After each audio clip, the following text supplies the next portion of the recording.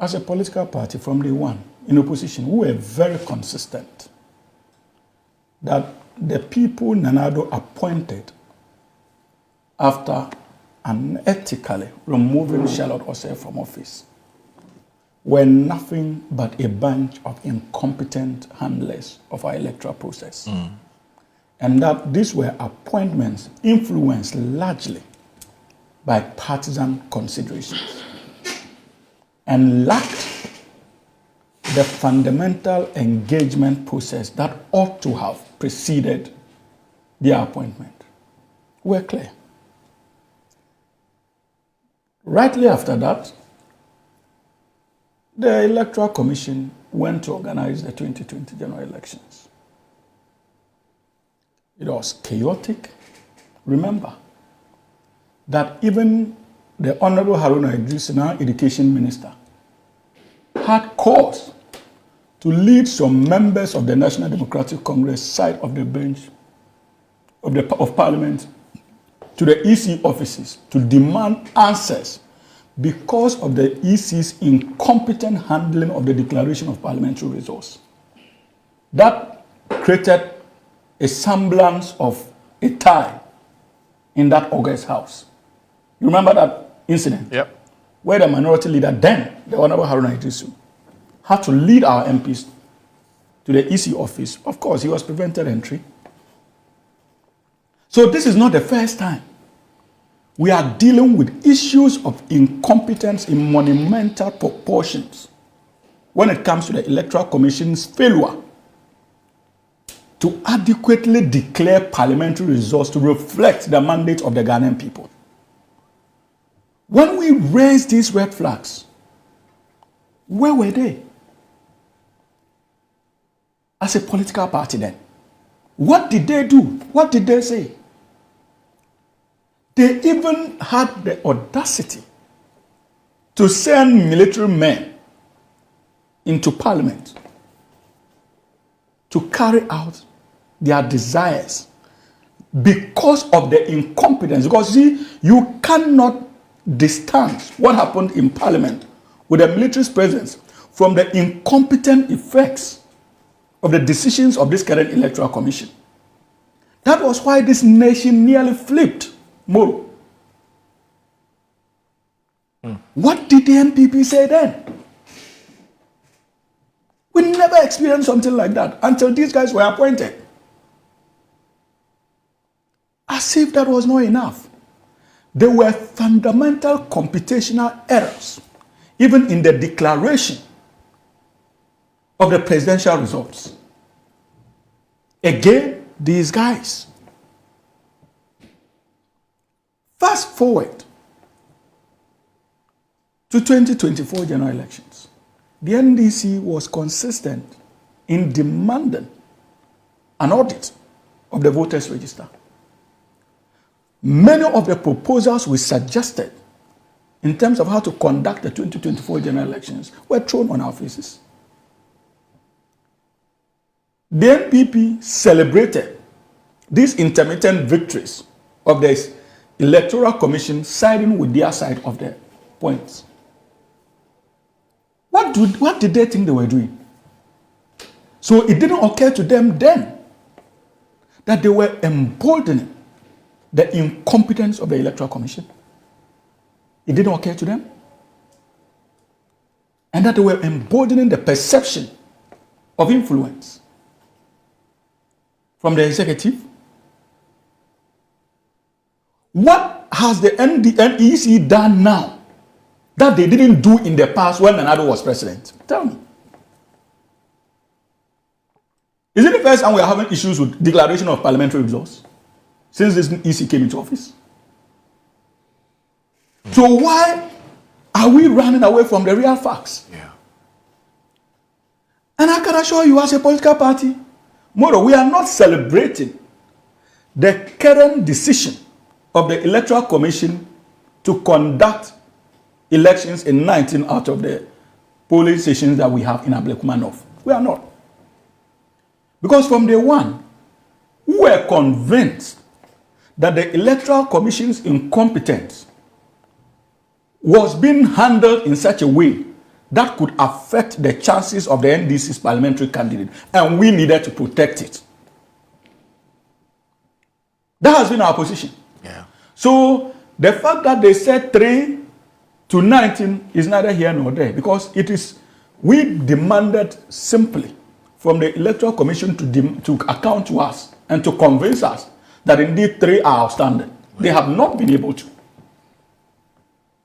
And both of us agree as a political party that the contention has to do with 19 polling stations. Right. Initially, it was in excess of 30, about 36 polling stations. 37, actually. 37 polling stations. Polling stations, yeah. As political parties, we both agreed and reached consensus that, look, we've been able to resolve a section of them. Yeah. So what is now outstanding is 19. Yeah. The EC hasn't been helpful in the whole process. So if you cannot authenticate the pink sheets that the NDC is holding, and you cannot authenticate the pink sheets that the MPP seem to be also holding on to, what sure way to go? Right. Probably to rely on that of the EC's own pink sheets. But interestingly, they don't seem to have pink sheets. Right. So you cannot do anything except to go for re-election in these 19 polling stations.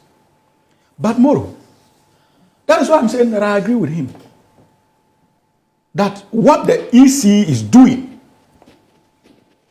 must constitute a source of worry to every person. Just like we raised concerns in the last election about the electoral register, and they were thrown away, and we still proceeded to contest in that election, the NDC, regardless of how we feel about the EC's handling of Ablekuma North, we are a party that respects decisions and orders, and we know where to challenge it. We will still go and participate in that election processes of the 19 polling stations, because we did not boycott the 2024 general elections, regardless of our concerns. We participated. We will go and participate again. But it is not in any way an endorsement of the EC's actions or incompetent actions. We, as a political party, have been consistent. We have issues with this current EC. It is refreshing that they are beginning to join us today. You think, and you are boldly saying it, that the utterances of our national chairman could be the reason why the EC is taking a U-turn, and you are happy saying that, Honorable. How can you be excited? When Frank Arnold Dompre had issues with his constituency, and Nanado was still sitting president, and he went on national television to call on His Excellency President Nanado not to hand over power to the new administration because his issues were not resolved. Yeah. Did that constitute a threat to electoral stability and the Electoral Commission? And subsequently, didn't the Electoral Commission proceed to declare in favor of Arnold Dompre? So were they intimidated by the likes of Arnold Dompre to make that declaration? And if they were, what did you say? And if truly that this Electoral Commission is so weak to the extent that they can be influenced by the mere expression of views or opinion of our national chairman, then they have no basis sitting in that office as managers of our electoral process in this country. And so you should join us in demanding that organization is reset for the safety of our democracy.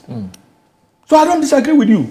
If truly that the chairman's utterances constitute enough basis for them to make a U-turn, then it is enough justification for us to get them out. Because it's an indirect confession that you, under you guys, you had such control. And so they were intimidated by you. And they were doing your bidding.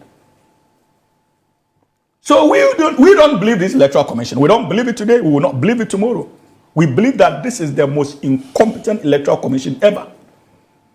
An Electoral Commission that conducted elections in 2020, and some citizens for 4 good years did not have access to representation in Parliament. Remember the Saul case?